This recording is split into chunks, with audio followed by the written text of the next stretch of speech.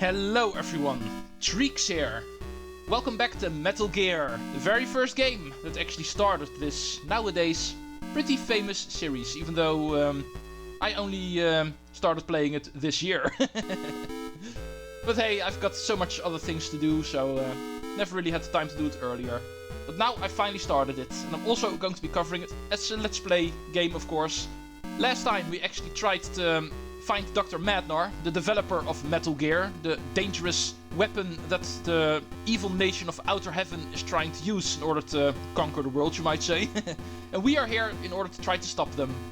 But Dr. Madnar is actually not going to help us defeat Metal Gear until we actually rescue his daughter, Ellen. And that is going to be our next destination. She is going to be held captive in the basement of the first building. But we are now in the second building. But I can already give away, we need to go from the basement of the second building in order to get to where Ellen's cell is. So make sure to still be in building 2 and go back into the basement there. We've actually been here before, but now we are actually going to continue in this place, trying to find a way south, going through the subterranean passageways. Do actually make sure to bring along a flashlight. First, we seem to be getting a call. This is Resistance Leader Schneider. This is the start of the gas room. Over. Oh, I thought we already knew that. I thought we've already been here. This is where we actually found the fake Dr. Madnar. But just in case, the game will give you a new warning. There's still gas in this room, so make sure to bring along your gas mask before going in here. Next, we of course need to find ourselves a pathway we have not seen before. Make our way over here. And back over here. We did come here briefly in order to fill up on our rations, because remember, this is actually a ration room over here. So if you're not full, you can actually farm on rations in this room over here. Something that is pretty tempting to do for me. I'm not full on rations, I'm pretty sure. I'm just not too sure if I want to waste time on this, so... Yeah, I do only have 5 of them after all. I feel confident enough in my abilities in this game that I think I can survive. I'll just go on. I want to get some progress done, if you don't mind. Let's see where this actually leads. Last time we didn't go any further in here because I said we actually missed the proper items to go further. Going this way is actually a dead end, so we don't have to bother looking this way. I think we actually have more chance to look over here. There's a wall to the south and a wall to the west. We actually cannot see where it actually leads. And therefore, we have a big chance there's actually a fake wall here. And there is, if we actually check out the west. So, blow it up with C4, or plastic explosive, as it is still called in the first game. And move on. Be careful for this room, there's going to be a trap floor here. And that is of course going to be instant death the moment you step in it, so be careful. We'll be meeting up on a lot of these in this area, so be prepared. First, let's go into this open room, which is actually an ammo room. Not sure what kind of ammo. This game actually does not tell you what kind of ammo you pick up, but I am able to carry it at least, so not a waste to pick it up. Now, let's go into the subterranean corridors. Open up this door. Keycard number 6, according to my notes. And go in here. Here we receive darkness and a call. Let's go see what they have to tell us. Hi, this is Diane. Are you okay? Look out for traps. Bye. Oh, you're warning me about traps? You're not going to mention the darkness in here? Yeah, I'm pretty sure if you call Schneider at this point, he will actually start talking about where to find the flashlight. There's only one problem with that. I already have it, so I'm not going to call Schneider. But there's no surprise, you actually need to equip the flashlight in order to see where you go. If you equip the flashlight, as you can see, the room will appear as normal. And that is actually necessary, because you might say, what is stopping me just go through the rooms blindly? Eventually you would find your way through all of these boxes if you just fiddle around a bit. Allow me to show you why that's actually not an option. In these rooms, like I warned you before, we can actually find a lot of traps, like over here. So just trying out in the darkness is definitely going to kill you. Even with the ability to see where you go, even then these traps can actually be pretty dangerous. As you can see by this one. Even with the flashlight, these rooms can be really tricky. Try to actually do these rooms carefully. I think I can go safely on the right. There is going to be a trap there, but that one is not going to be all the way to the left, so I can go like this. Yeah. And safely get past there. Going through the left is not an option, because there's also a trap over there. And that one does go all the way. For this room we actually want to go left, I think, because to the right is blocked off. Yeah. Remembered that correctly. However, to the left we can actually find a pathway safely, like this. And then there's also going to be one down here. And that one will leave some room on the right. Okay, still going fine. And this is going to be the most difficult one. There's going to be 3 traps over here. All 3 of them at the bottom part of the room. We actually need to get ourselves on a very narrow ledge that will actually remain leading towards the door. So this can be pretty difficult. Okay, looks like I found it. Oh, yeah. Like I said, there's actually another one, so it will only leave a very narrow ledge. And going in here apparently requires keycard number 1. Which will also immediately make the darkness return. Because of not equipping the flashlight anymore. But we don't need it anymore because we are here. Going back into building 1. Back into the basement of building 1 now. 4 guard dogs, not a problem. Let's see if we can actually find Ellen's cell. Should be this one actually. Goodbye. Not interested in dogs. I need card 6. Yeah. Help! Ellen. I do hear you, but I don't see you. Well, we know how it works. We actually saw this before. Oh, there's a trap here. Did not remember that one, but it also did not really surprise me, because I'm still here. But like I was trying to say, we've actually seen this before. The moment we hear something, but we don't see anything, it means there's actually a wall we can break. We are hearing Ellen scream from the other side of this wall. There's another cell besides this one. Yeah, stop screaming for help, I can hear you. And here she is. Let's go rescue her. Thank you. My name is Ellen Madnar. I am Dr. Madnar's daughter. They're forcing my father to create Metal Gear. Please, hurry and help my father. Yeah, I was already helping him, but he refused to help me before I helped you, so... But now we have done so I think we are actually golden. And Dr. Madnar can finally be persuaded to help our cause. This evil machine needs to be stopped before Outer Heaven can actually do anything with it. The world is not going to like. Now it's time for us to actually leave this place. There's 2 ways we can actually do that. We can go back all the way we came from, through the darkness room in the subterranean tunnels. Or we can simply go back into building 1 and go into the elevators there and take the desert way back towards the second building. In this case it does not really matter. You do need to take into account that if you take the first route you of course cannot take the elevator you came with. Remember, in building 2 the elevators only go one way, so you do need to go around a bit. But if you choose to actually go through the building 1 route, like this, you can actually also pick up a new item, because last time we were here I did talk about one door we couldn't open before, because of not having the keycard. But guess what? Now we do have it. This door over here. Last time we only went up to card number 3. And card number 3 is actually not good enough for this door. Card 4 is.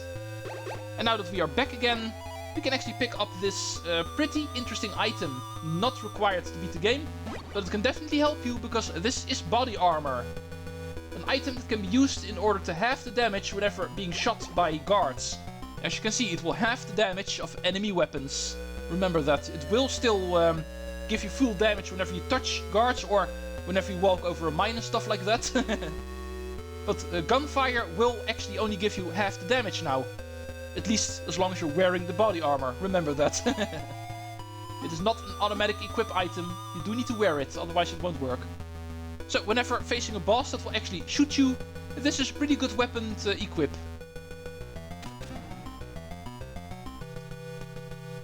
Let's see if we can get ourselves back towards building 2 now.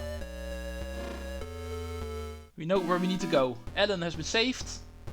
Dr. Madnar has been saved. He's just waiting for us with the good news. So let's return to the first floor and take the desert pathway back to building 2. Make sure not to get spotted in the meantime. There's going to be a very handy place where we can farm for rations again, of course. The truck that's actually placed in the desert. I think by far the best way to farm for rations in this game. Very easily accessible. And also no enemies in the way, so... Also, don't forget to equip the mine detector. There's still going to be mines here. We cannot crawl in this game yet, so we can also not pick them up. Very good invention of Metal Gear 2. The ability to pick up mines by crawling over them. But there's no crawling in Metal Gear 1, so... Unfortunately, we cannot pick up these mines. We can, of course, pick up rations. Let's go make sure we are full on those before moving on. It's a pretty difficult part of the game coming up, after all. We need to make sure we are able to survive. That is the most important thing whenever playing a Metal Gear game. Surviving. Definitely not always a guarantee that you can.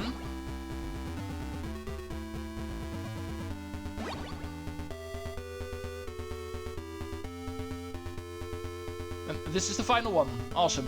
We can move on. We cannot carry anymore. Now, let's start running again. This time around we're not going to get shot, because the tank is not here anymore. Also a staple enemy in a Metal Gear game, of course. Here we need to wear the enemy uniform again, of course. These guys are not going to open the door for us if we look like Solid Snake. I'm pretty sure these guys know that Solid Snake is not on their side. Keycard 4 leads into the bulldozer room. Oh man, traversing all of these buildings feels so nice if you don't have to actually take care of bosses anymore. Infrared goggles.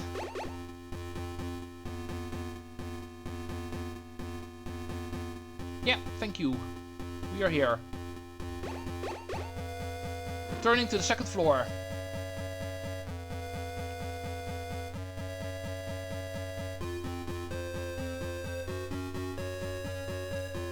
Okay, we are on the screen with Dr. Madnar's cell. We just need to go around a bit, because we know we actually cannot get to that cell from here. You can already see it on the screen. We know that's actually the door.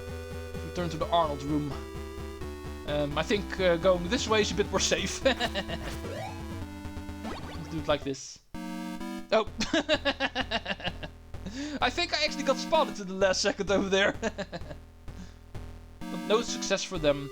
And this is the kind of screen where alert mode immediately goes away the moment you go to the next screen.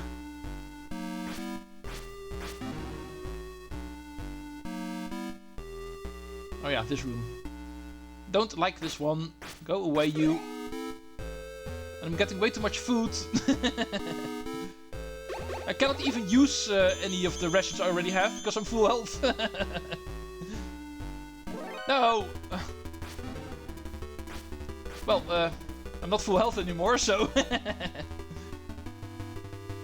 Let's go get rid of this alert mode so I can eat that rations. Come on, guys. Way too many of you. I'm dying over here.